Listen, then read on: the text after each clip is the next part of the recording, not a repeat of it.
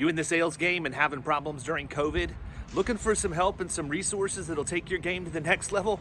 Well, today I'm going to talk to you about 5 different things that every salesperson should have in terms of resources to help them get through this tough time and carry them through on the other side. Come on, let's go talk.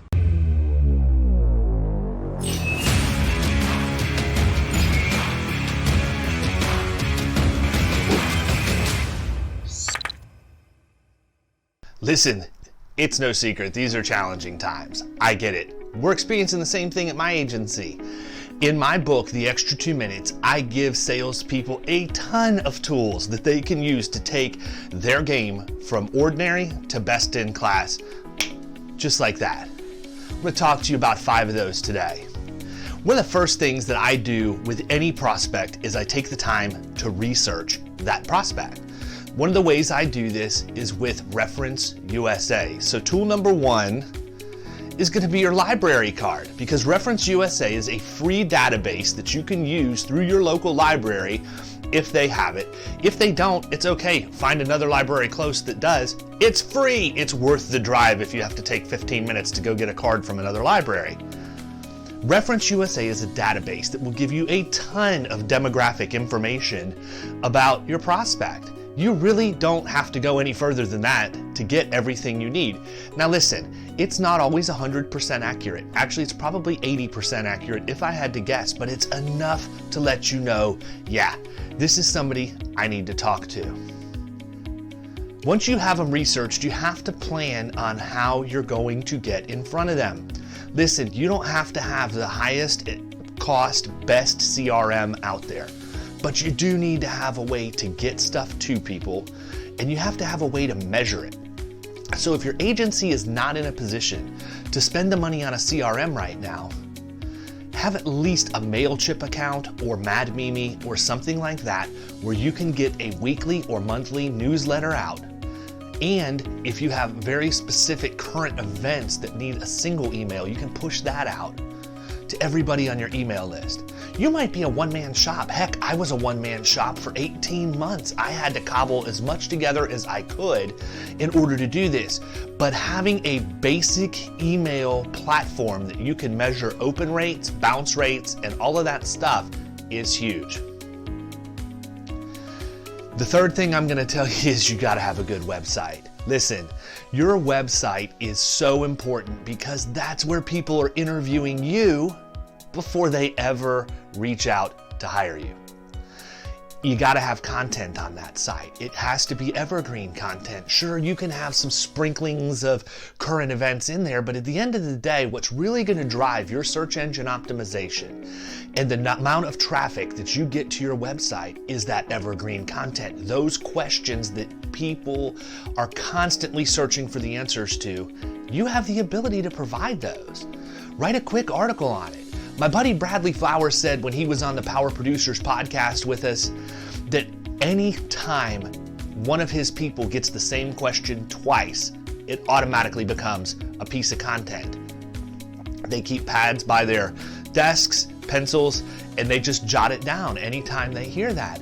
It's really, really important that you have evergreen content, and it's not hard. Do something like this right here. Start with video and then move to audio.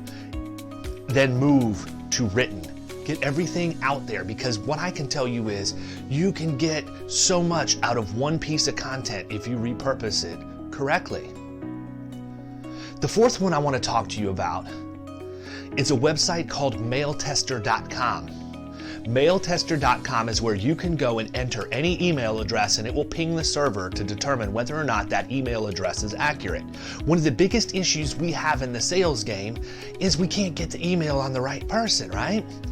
Well, what happens if you think you got it? Well, you go to mailtester.com, you put it in, and you're either going to get an E or an eh. Listen, I'm going to sidebar just for a second, right? I'm going to give you a tip. Don't go for the decision maker's email address. Don't go for it right out of the box. Chances are the gatekeeper is not going to give it to you. So what you do is you play to the gatekeeper's ego, right? You say, hey, look, I know you're a really good gatekeeper, and gosh, you're actually best in class. This is really important information, but I understand you don't want to give me or you probably don't want to give me the email address for the person who makes these decisions. I get it. Is it cool if I send this to you and then you forward it on to them so that you're filtering their email out from guys like me? Guess what? 99% of the time, you're gonna get it. Then what do? You don't send the email to the gatekeeper. You go to mailtester.com and you play around with the email address, first letter, last name, first name, whatever, and you put it into mailtester.com, and now you got the decision maker's email address and you bypassed the gatekeeper. That was a bonus. The other thing you have to do is you have to make sure you are using LinkedIn and you're using LinkedIn the right way. LinkedIn is a massive boost for anybody in the sales game, but here's the problem. Don't sell on it. Don't try and sell. Engage, interact, build relationships. Sales will come. How many times do you connect with somebody and within 30 seconds, you have an automated message saying, "Hey, I'm so glad we connected. I just wanted to let you know I'm helping businesses in your area with things just like you do." And blah, blah, blah, blah, blah, blah, blah, blah, blah, blah, blah. No, we don't want that. And neither does anybody else. So don't do it.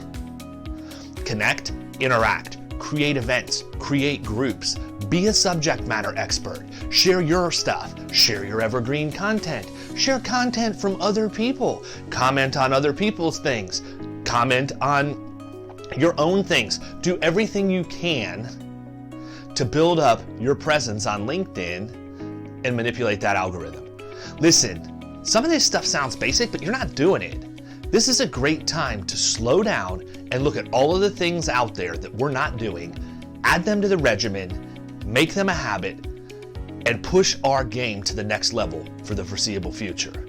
If you can do that, just these 5 simple things, you're gonna kill it in commercial insurance.